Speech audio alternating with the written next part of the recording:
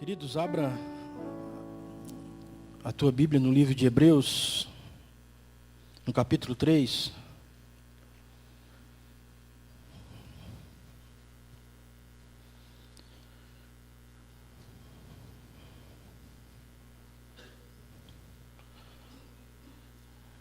Hebreus capítulo 3, a partir do versículo 7.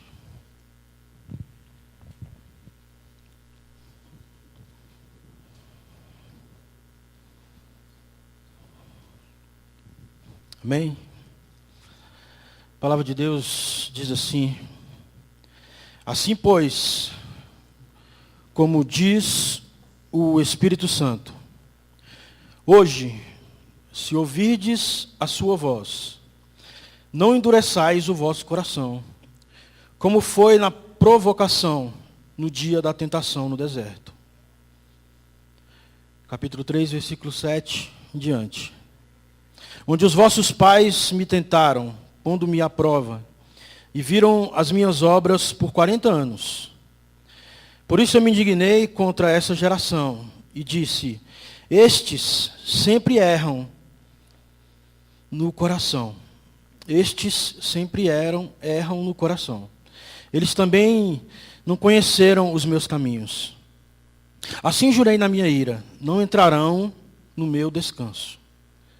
Tende cuidado, irmãos, jamais aconteça haver em qualquer de vós perverso coração de incredulidade, que vos afaste do Deus vivo.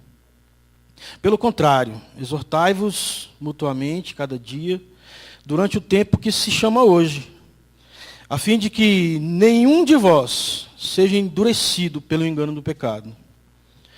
Porque nos temos tornado participantes de Cristo, se de fato guardamos firme até ao fim a confiança que desde um princípio tivemos.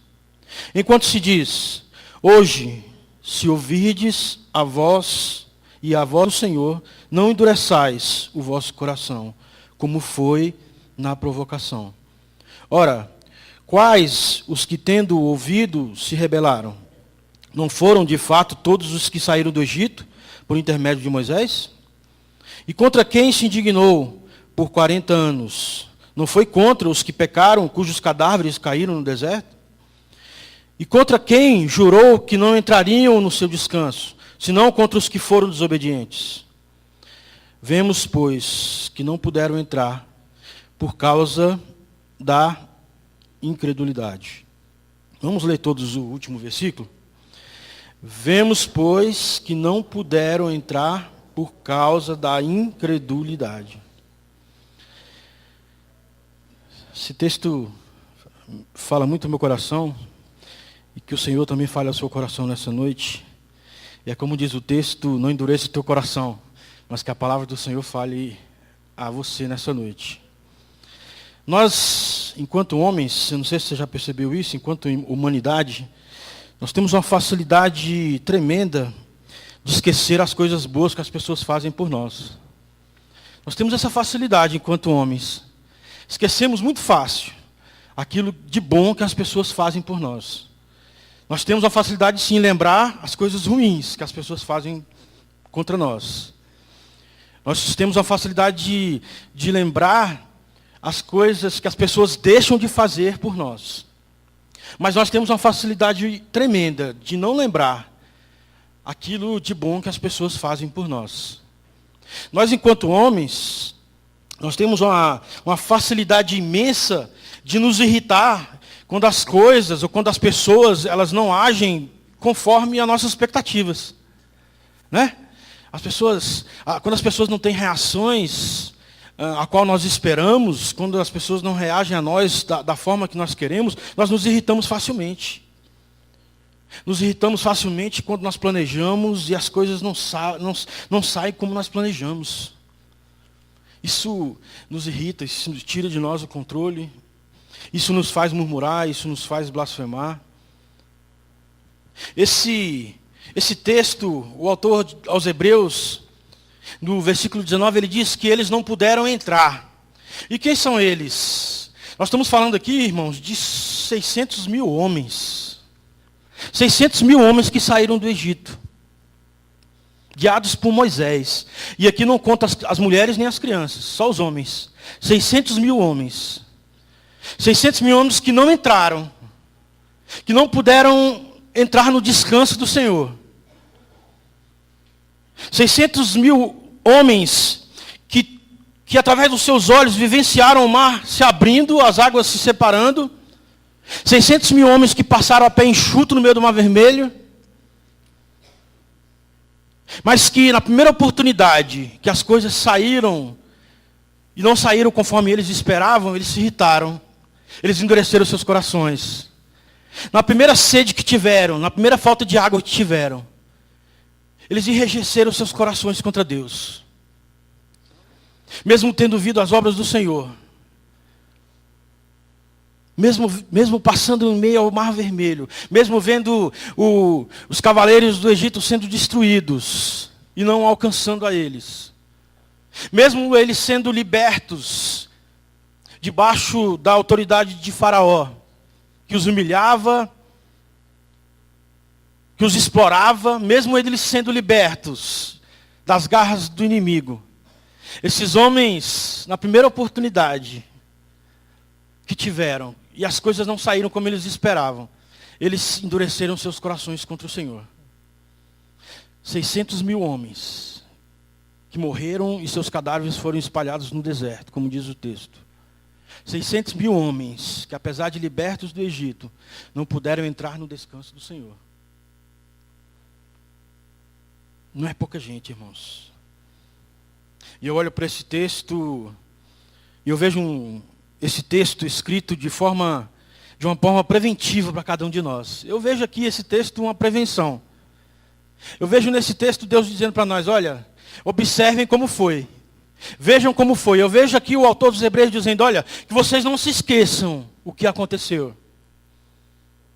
Porque quando você endurece o seu coração para a voz do Senhor, as consequências, elas são terríveis. E eu vejo o autor dos Hebreus tentando enfatizar isso para cada um de nós aqui hoje.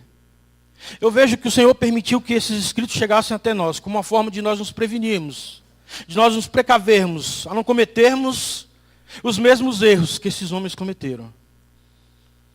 Homens que foram libertos e também nós fomos libertos. Homens que foram tirados das garras de Satanás e nós também fomos.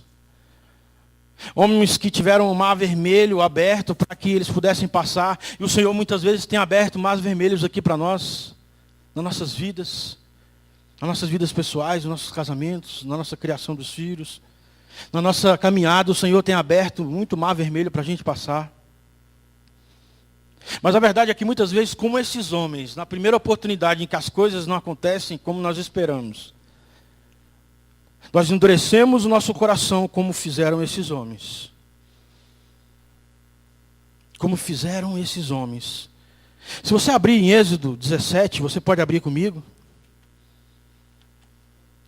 Êxodo 17, 2 versículos.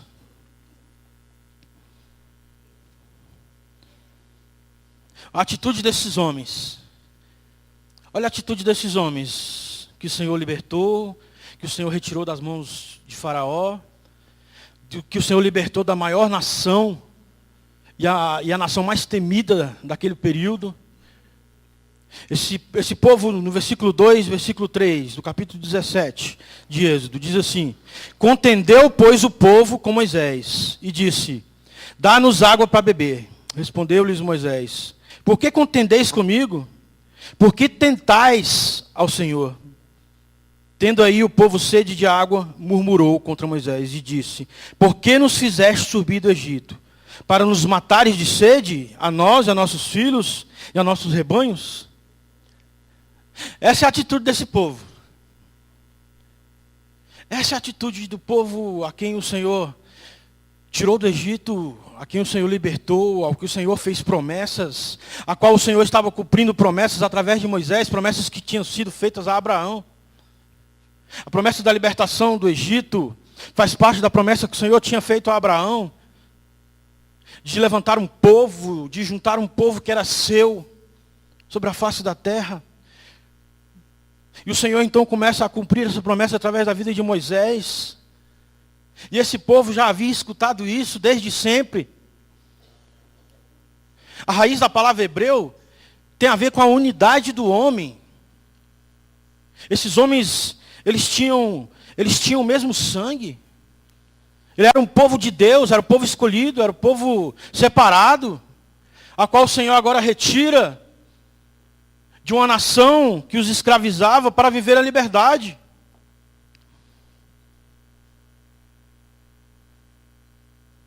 Números, está pertinho de Êxodo. Êxodo, Levítico, Números. Capítulo 11.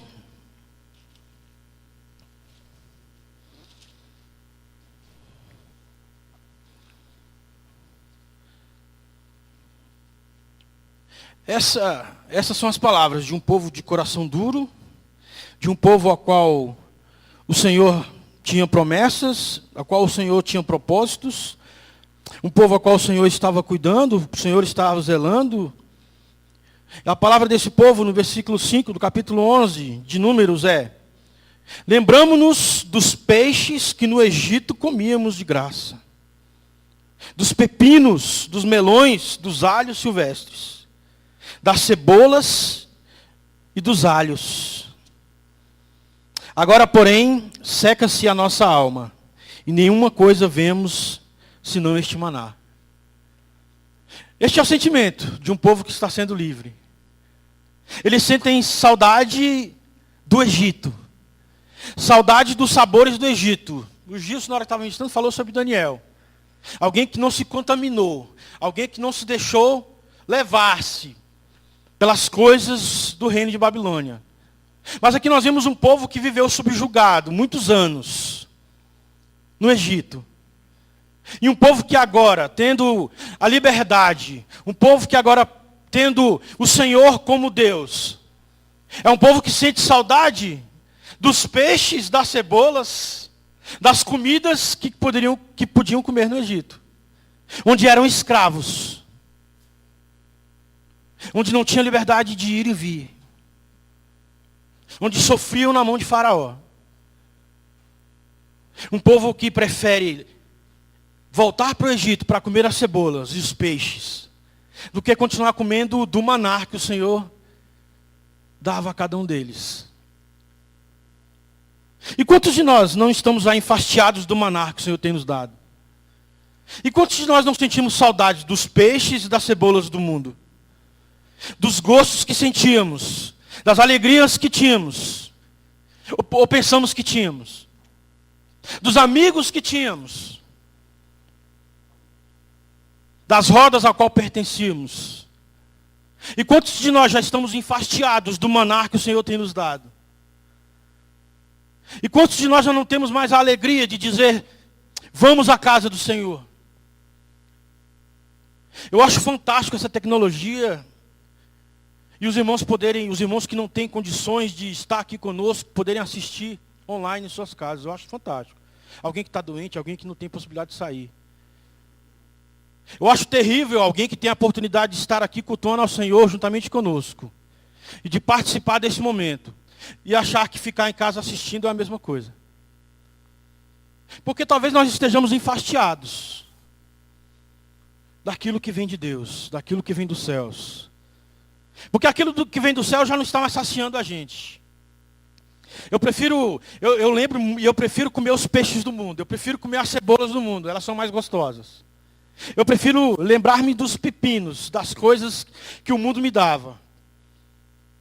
Porque, sinceramente, ficar comendo esse maná já não dá mais. Essa era a atitude desse povo, que o Senhor estava retirando do Egito, a qual o Senhor chamava de meu povo. Esse povo, que tinha uma facilidade de endurecer seus corações. A pergunta que eu faço é que se nós não temos essa facilidade também. Nós começamos a nossa caminhada com o Senhor de uma maneira muito, muito bonita. E começamos às vezes com choro, e começamos talvez com alegria de conhecer a Deus. Mas se passa uma semana, se passa um mês, se passa um ano, se passam 5 anos. Chega então o tempo do deserto, chega então a falta de água. E isso basta para nós dizermos: não fiz um bom negócio. Eu não fiz um bom negócio. Me tornar crente, olha, eu não fiz um bom negócio. Talvez essas pessoas não tenham consciência de que se tornar crente não é um negócio. Se tornar crente não é fazer uma troca, querida. Se tornar crente é responder a um chamado. O texto que nós lemos em Hebreus diz: se você hoje ouvir a voz do Senhor, se tornar cristão é ouvir a voz do Senhor e atender a essa voz. Não é uma troca que fazemos, não é uma troca de condição, não é um negócio onde nós barganhamos com o Senhor. A pior condição para um cristão, querido, é quando nós perdemos o interesse pelas coisas do céu. É quando eu não me interesso mais pela leitura bíblica. É quando eu não consigo mais ler a Bíblia. É quando eu não consigo mais orar. Eu terceirizo a minha oração. Eu não oro porque tem pessoas que vão orar por mim. Essa é a pior condição para um cristão estar. Onde a oração, ela não vem de mim, ela vem das pessoas. Eu peço para as pessoas orarem por mim. Onde eu não leio a Bíblia. Onde eu não tenho a alegria de estar na casa do Senhor.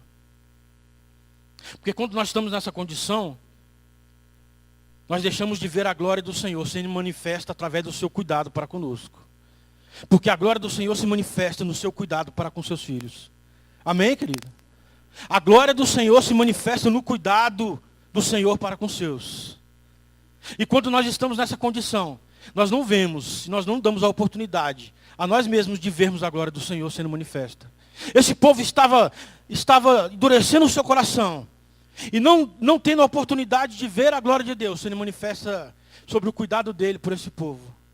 Quantas maravilhas o Senhor operou enquanto esse povo estava no deserto? 40 anos.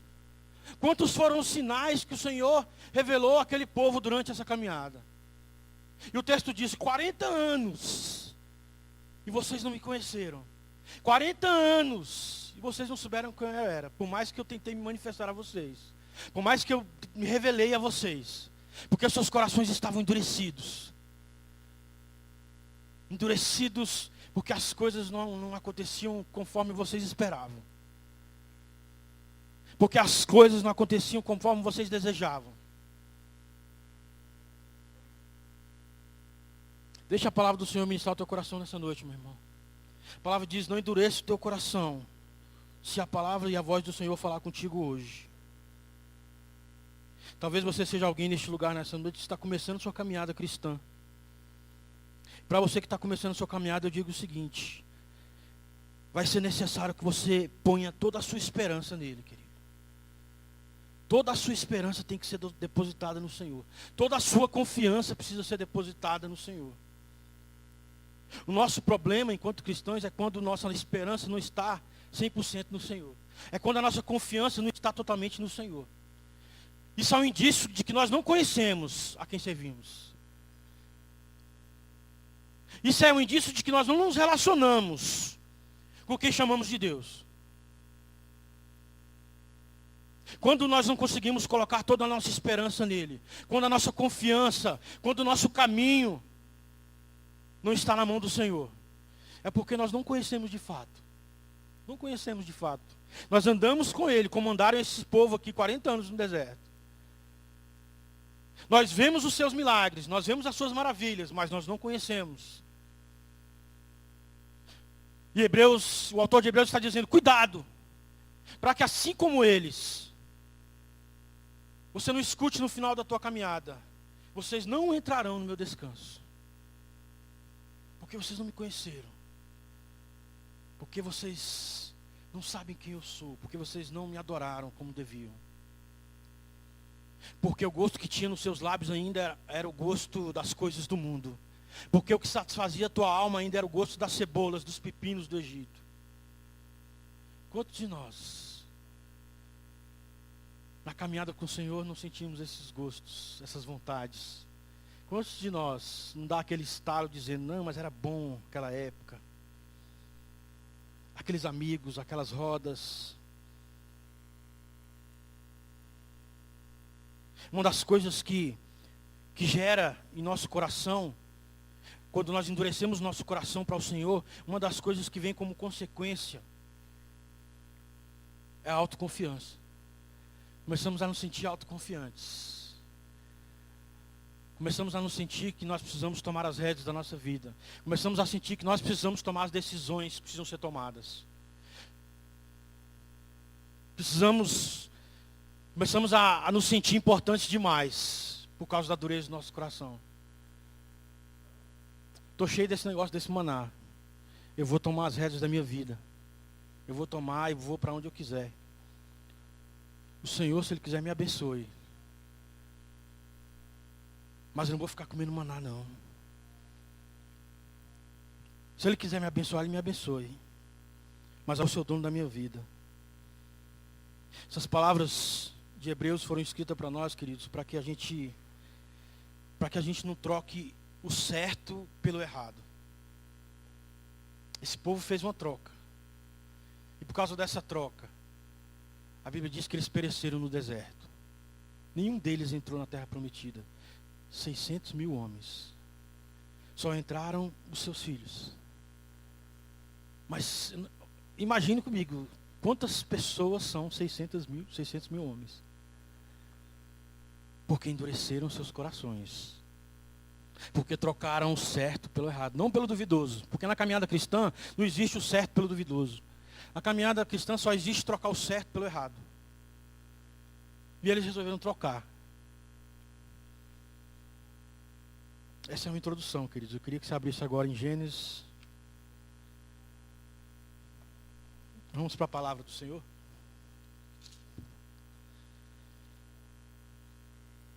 Gênesis capítulo 11.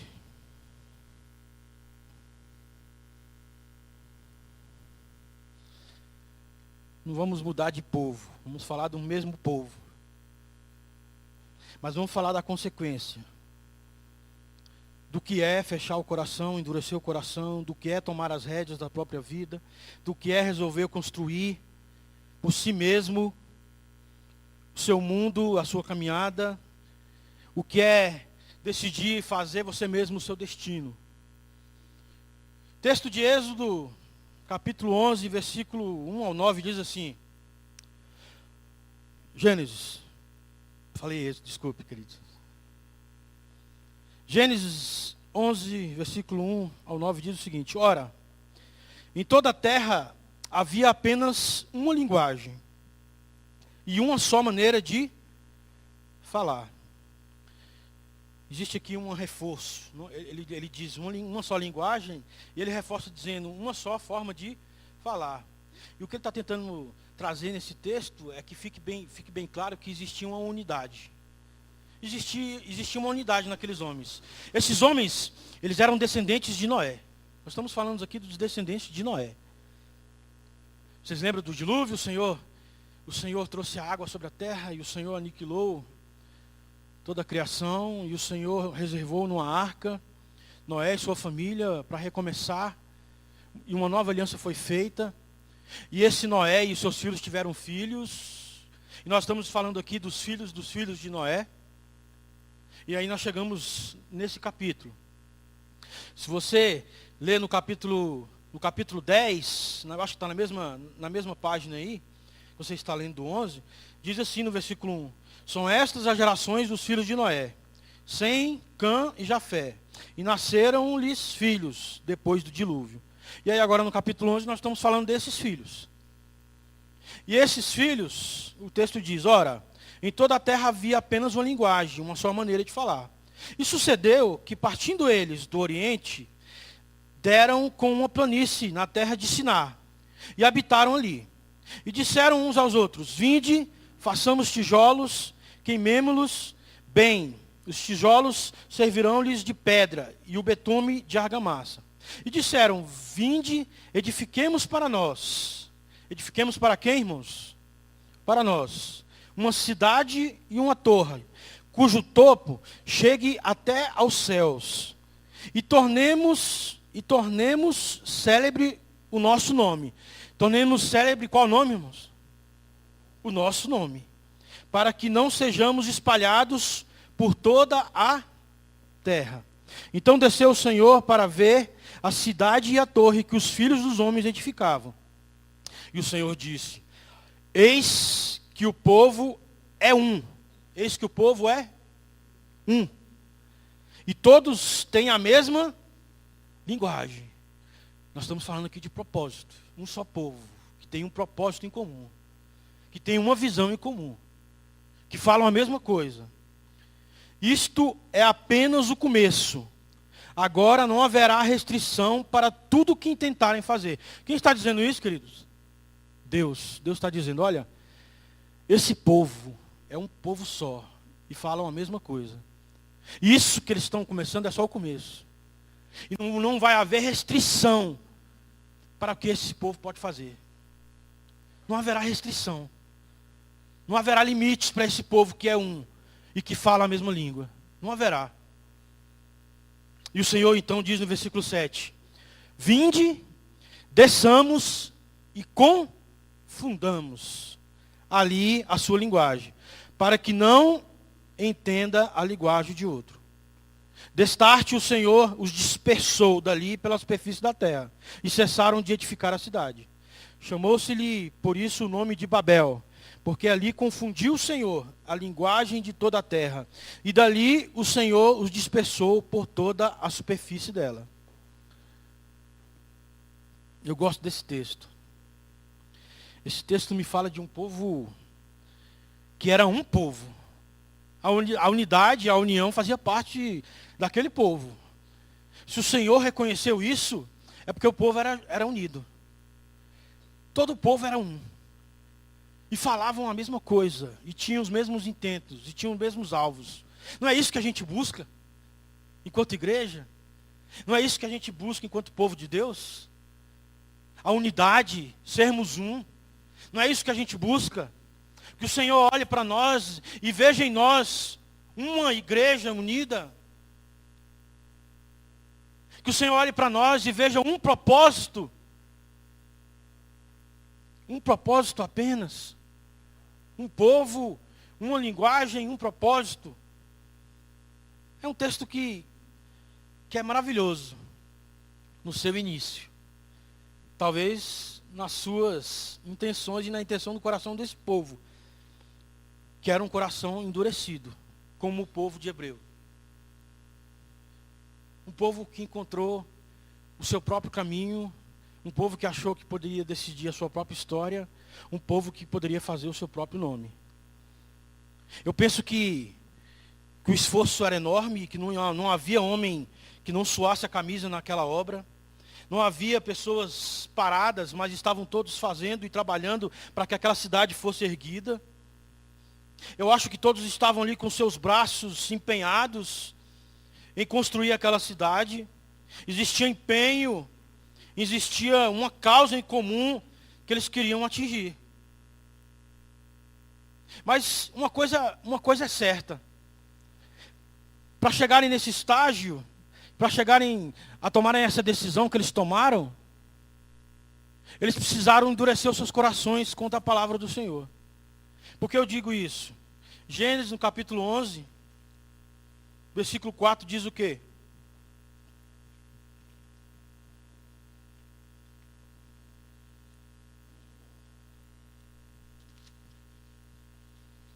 Nove 1. Desculpe. Qual era a ordem de Deus para Noé e seus filhos? Depois da aliança que o Senhor fez para eles. Abençoou Deus a Noé e a seus filhos e lhe disse: sede fecundos e multiplicai-vos e enchei. A ordem do Senhor foi: construam uma cidade para vocês, edifiquem uma cidade. Foi essa a ordem do Senhor? A ordem do Senhor para eles foram: espalhem-se sobre a terra, multipliquem-se, encham a terra. E agora os filhos de Noé fecham os seus corações e endurecem e expressam a palavra do Senhor. E agora eles resolvem seguir os seus próprios corações. E o coração deles diz que não. Que nós agora vamos levantar uma cidade. Nós vamos erguer uma torre. Nós vamos fazer o nosso nome. Para que as futuras gerações nos temam. Saibam quem somos nós. Saibam o que fizemos. Nós vamos marcar a história. Essa é a proposta. Não vamos espalhar para lugar nenhum. Aliás, eles dizem, nós vamos construir essa cidade para que ninguém venha nos espalhar. Para que ninguém nos espalhe. Nós vamos construir uma cidade e vamos congregar nessa cidade. E vamos estar unidos nessa cidade. E nós seremos fortes. Nós seremos conhecidos. Nós faremos o nosso nome. Eu vejo essa proposta tão igual a algumas propostas que nós vemos aí. De alguns cristãos, de alguns pastores. De que o que o Senhor quer para você é que você faça o seu nome. Que o Senhor quer que você edifique para que você se torne alguém conhecido. Para que você construa, para que você seja reconhecido pelo mundo. Para que você tenha, para que as pessoas olhem para você e reconheçam quem você é e aquilo que Deus fez na tua vida. Essa é a proposta que muitos fazem por aí. Edifiquem, construam. Levantem torres para que as pessoas possam ver quem você é. Faça construções para que as pessoas reconheçam o seu nome. Para que você fique marcado na história. É a mesma proposta que nós vemos hoje. Sendo ministrada em muitos púlpitos de igrejas. O Senhor quer fazer do seu nome um nome forte. O Senhor quer fazer da tua história uma história forte. O Senhor quer construir para que o mundo veja através de você aquilo que o Senhor pode fazer. Mas, queridos, essa não foi a proposta. Esse não foi o objetivo do Senhor. Quando nós trancamos os nossos corações para o Senhor, nós passamos a nos centrar nos nossos próprios planos. E nós desistimos com facilidade dos planos de Deus para nós. Nós chegamos a duvidar se realmente Deus tem planos para nós. Será que Deus tem um plano para mim mesmo? Porque minha vida não sai do lugar. Porque é só esse maná que Ele manda. Porque é só essa nuvem de dia. Porque é só esses raios à noite me guardando. Isso está me enfastiando. Isso está me fazendo perder o interesse, porque no mundo era muito melhor. Os prazeres eram muito mais. Me alegravam muito mais do que aquilo que eu sinto quando estou aqui. A autossuficiência tomou o coração daqueles homens. Gênesis, no capítulo 11, versículos 6 e 7, diz assim, queridos. E o Senhor diz, eis que o povo é um, e todos têm a mesma linguagem. Isto é apenas o começo. Agora não haverá restrição para tudo que intentam fazer. Versículo 7, vinde, desçamos e confundamos ali a sua linguagem, para que não entenda a linguagem um do outro. Mas volte a alguns capítulos, volte no capítulo 3 de Gênesis. Leia comigo o capítulo 3 de Gênesis. Vamos comparar esses dois versículos, querido. Capítulo 3 de Gênesis, versículo 22 e 23. Palavras do Senhor Deus. Versículo 22 e 23, diz assim. Então disse o Senhor Deus, eis que o homem se tornou como um de nós. Eis que o homem se tornou como um de nós, conhecedor do bem e do mal. Assim que não estenda a mão e tome também da árvore da vida, e coma e viva eternamente. O Senhor Deus, por isso, o lançou fora do jardim do Éden, a fim de lavrar a terra de que fora tomado. Percebe a semelhança da atitude do homem no Éden e agora aqui em Babel? Percebe a mão do Senhor tendo que intervir para que o homem não prejudique mais ainda a sua situação? O homem come da árvore da vida que o Senhor, da árvore do bem e do mal que o Senhor havia proibido. Desobedece ao Senhor. E o Senhor então retira o homem do jardim. Para quê? Para que ele não come também da árvore da vida e seja condenado eternamente. E o Senhor, retiramos o homem do jardim. Para que ele não coma também da árvore da vida. Lá em Babel, o Senhor desce para ver a construção que os homens estão fazendo. E o Senhor diz, olha, não tem limite para esses homens. O que eu vou fazer? eu vou espalhar eles de novo. E o Senhor espalha como também espalhou o homem no jardim. E o Senhor intervém para que o homem não prejudique mais a si mesmo. Para que o homem não prejudique mais ainda a sua situação perante ele. Isso não é amor, querido? Isso não é um Deus que nos ama? Isso não é um Deus que nos socorre? Esse não é um Deus que não leva em consideração a dureza no coração, mas leva em consideração os seus próprios propósitos? Um Deus que leva em consideração o seu próprio nome. E o Senhor faz isso por amor a si mesmo. E o Senhor interfere nas nossas histórias para que a gente não possa cair no deserto, mortos, como caíram aqueles homens que saíram do Egito. Eu vou intervir. Porque se eu não intervir na tua vida, você não tem limite. Não é bom saber que existe um Deus que intervém na nossa vida para que a gente não se prejudique mais ainda? Um Deus que nos ama. Babel tem um sentido de autonomia materialista, onde o homem tem a mesma posição de Deus, como foi lá no Jardim do Éden. Como o Senhor olhou para o homem e disse, ele agora é como um de nós. Ele agora é como um de nós. Ele é conhecedor do bem e do mal. E por conhecer o bem e o mal, ele vai querer muitas vezes se tornar Deus. Foi o próprio Deus que disse isso. Ele se tornou como um de nós. Não serão poucas as vezes que ele vai querer ocupar o lugar que é meu. Tentou no jardim, tentou em Babel. E o Senhor sempre interviu com o seu amor e com a sua graça, para que a nossa situação não piorasse. Esses homens em Babel estavam certos que através da inteligência, que a dedicação, que a coragem, que a determinação, que a colaboração cega uns com os outros, poderiam traçar seus próprios destinos. Poderiam, através das suas próprias conquistas, viverem as suas vidas fora da vontade do Senhor. A vontade do Senhor é que nós nos espalhemos. Não, mas existe uma outra proposta. Existe uma outra proposta e essa proposta pode dar certo. O Senhor quer que você se espalhe sobre a terra. Não, mas existe uma outra proposta. Existe um outro plano que eu tenho certeza que Ele vai aprovar.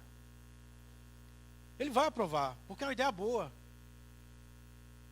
A ideia de formar uma cidade, de permanecermos nessa cidade, de sermos conhecidos, é uma proposta boa, com certeza o Senhor vai aprovar.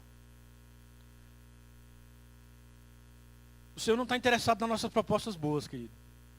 Infelizmente, você pode dizer para quem está perto de você, o Senhor não está interessado na sua proposta boa.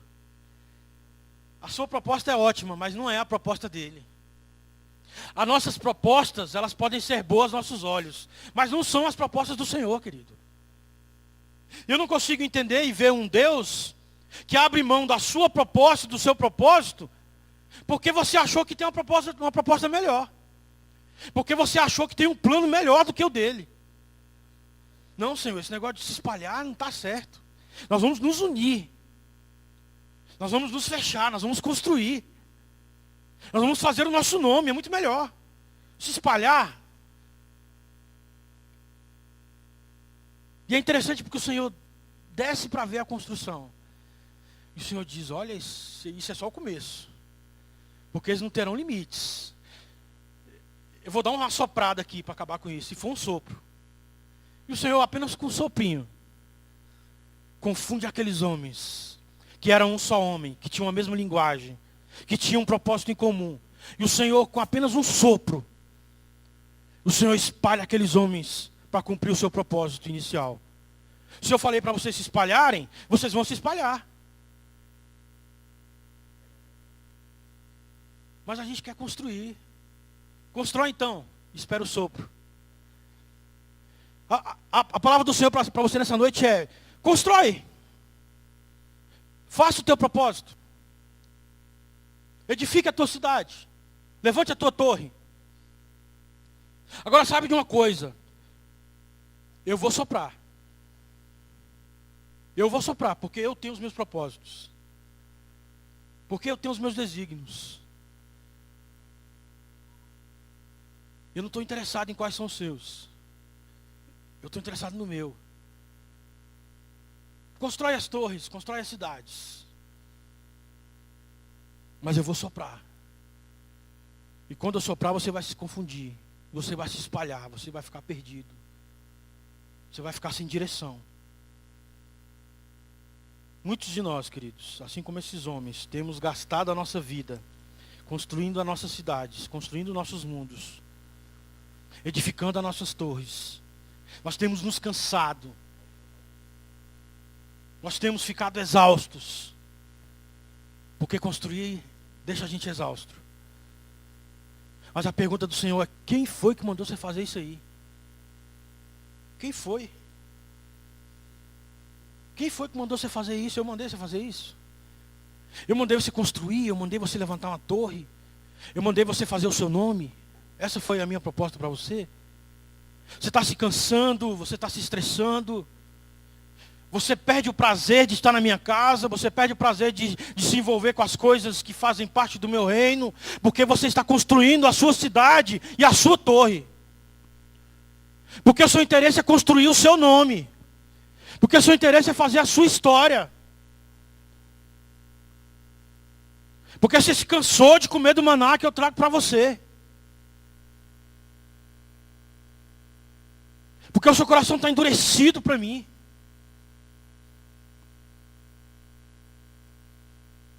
A palavra do Senhor diz isso nessa noite, querido. E a palavra diz: se você hoje escutar a voz do Senhor, não endureça o teu coração. Não feche o teu coração nessa noite, querido. Quem está falando com você é a palavra de Deus, não sou eu. Isso não é ideia minha. Isso é a palavra do Senhor que está falando ao nosso coração.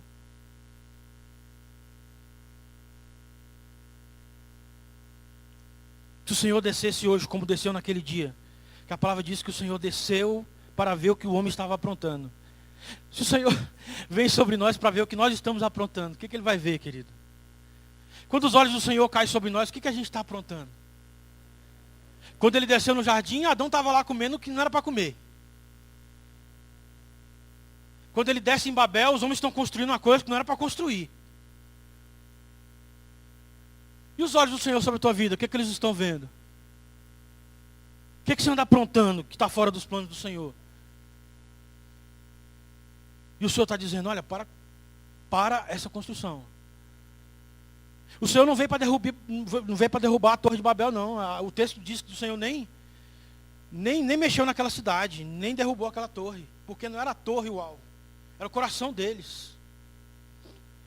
O Senhor nem se deu trabalho de derrubar aquela torre. A Bíblia diz que a construção apenas parou, está escrito. E a construção parou. O Senhor não vai destruir o que você construiu, mas o Senhor está dizendo: pare. Pare, porque meu plano para você é outro. Pare, que a minha proposta para você é outra. Pare, que você já sabe o que eu quero de você.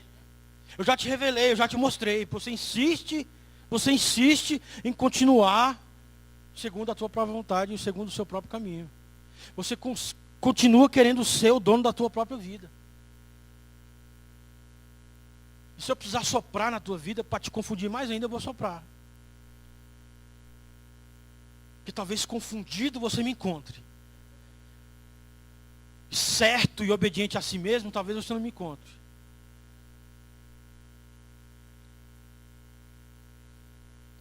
A palavra do Senhor,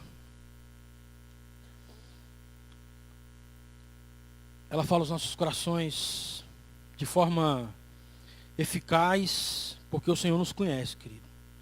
O Senhor conhece cada um de nós. Quando nós nos arrumamos para sair hoje de casa, para vir neste lugar, o Senhor já sabia qual é o propósito do nosso coração.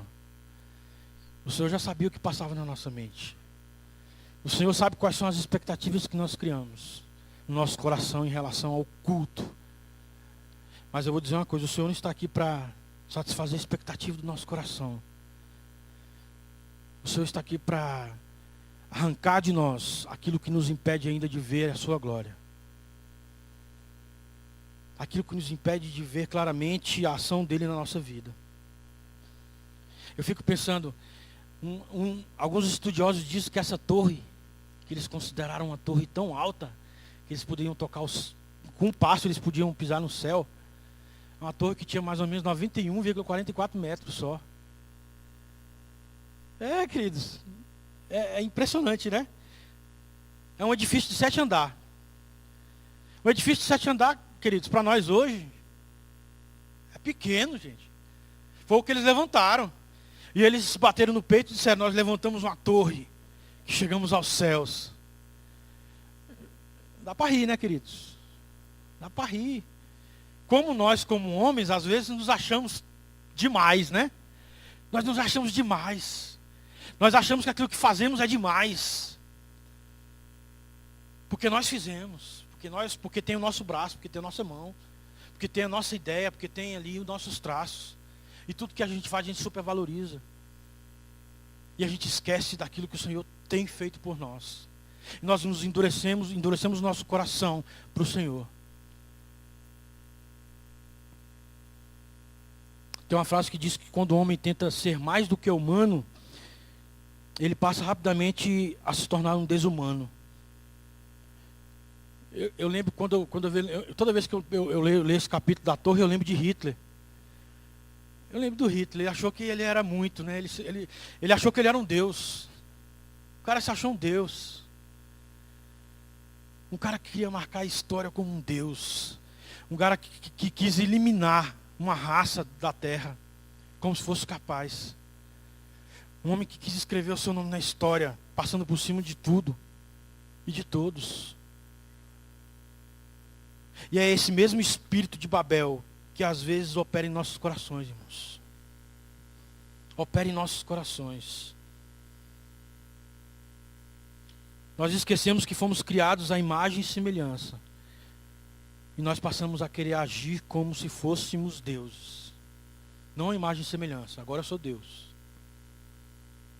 Foi a proposta da serpente para Eva. Não mais imagem e semelhança, você vai se tornar igual. Você vai se tornar igual, não imagem, não parecido, você vai ser igual.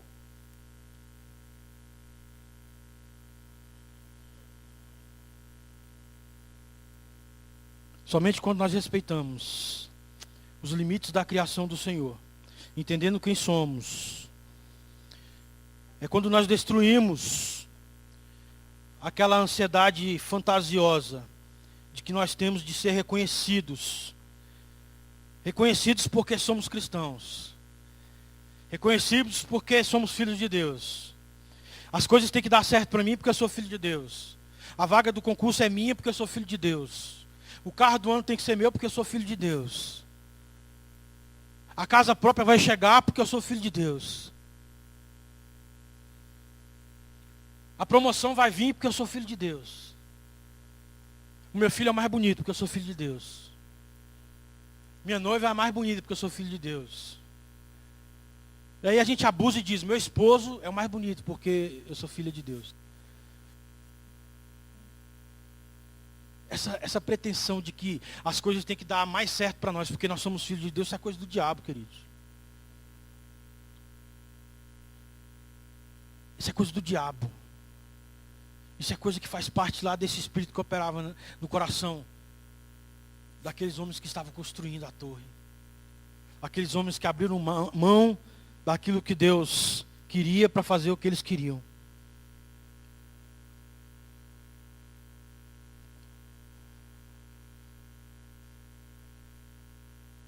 A vida de vencedor. Quem não quer uma vida de vencedor?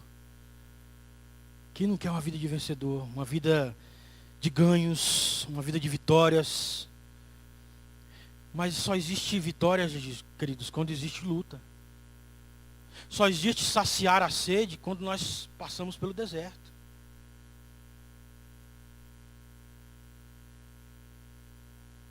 É o que a palavra do Senhor nos ensina a todo tempo. Aos nossos olhos, aquilo que é material tem um peso muito grande, um peso de glória. Mas na balança do Senhor, isso não tem peso algum. Nabucodonosor depois de conhecer a Daniel e fazer de Daniel um dos grandes homens em Babilônia, morreu e deixou seu filho assumiu no seu lugar. E o seu filho, quando assume o reinado de Babilônia, e aí dizem que ele foi o último rei da Babilônia, antes de Babilônia cair, Belsazar, filho de Nabucodonosor.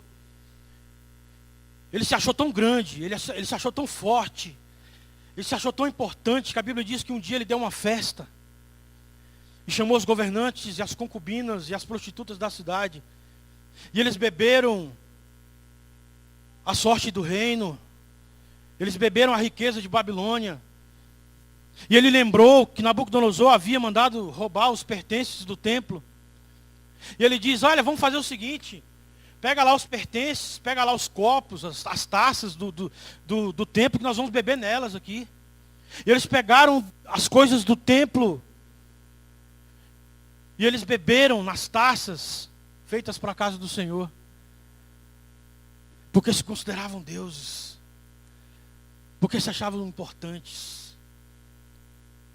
E naquela noite, uma visão do Senhor para aquele homem, de uma mão, escrevendo na parede, escreveu uma frase, e ele chama Daniel para interpretar. E a interpretação é assim, ó: você foi pesado na balança, e você foi achado em falta. Você foi pesado, querido, você foi achado em falta. Aquele homem foi morto. Aquele foi o último rei da Babilônia. A Babilônia caiu, foi invadida, foi tomada. Porque aquele homem se achou poderoso demais para escrever a sua própria história, para fazer o seu próprio caminho. A pergunta é: se hoje nós fôssemos pesados como foi aquele homem, nós seríamos achados em falta como ele foi achado? O sussurro que fala nos nossos ouvidos é: façamos o nome. Faça o teu nome, faça a tua história. Que as pessoas te conheçam o que você fez.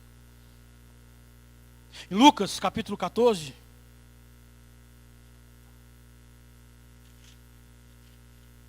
estou terminando. 14, versículo 10. Diz assim o texto: quando foste convidado a uma boda,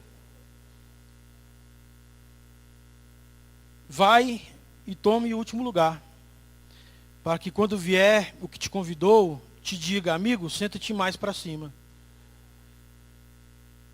Ser-te-á a isso uma honra, diante de todos os mais convidados.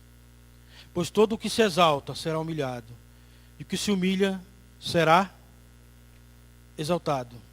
Palavras de quem? Palavras de quem? De Cristo.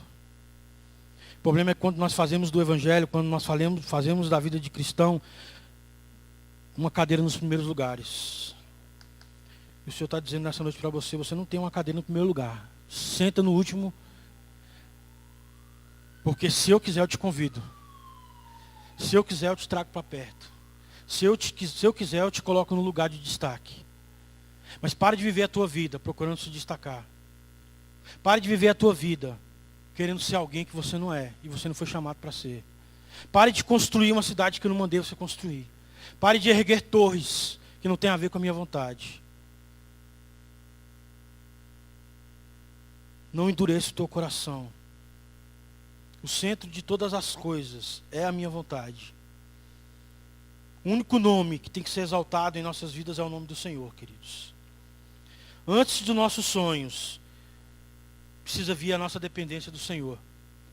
Aqueles homens tinham sonhos, mas esqueceram de que dependiam do Senhor. Que você não esqueça nessa noite que você depende do Senhor e unicamente do Senhor. Jesus deixou a sua glória e habitou entre os homens, para nos ensinar como nós devemos viver, para nos ensinar como nós devemos ocupar o nosso tempo, para nos ensinar aonde nós temos que investir os nossos talentos. O Senhor veio ao mundo para nos ensinar que tipo de legado que nós temos que deixar. Jesus, ele nos confundiu e confundiu o homem, Porque Ele deu atenção àquilo que nós desprezamos. Porque Ele andou com aqueles que nós não procuramos. Porque Ele perdoou aqueles que nós desejamos destruir. Porque Ele abençoou a quem nós temos repulsa. Porque o Senhor serviu aqueles que não fazem parte das nossas listas de amigos. Jesus revelou um caminho de humildade, compaixão, simplicidade e bondade. Nesse mundo viciado em sucesso, no poder, no dinheiro e nos prazeres. Queria que você fechasse os teus olhos.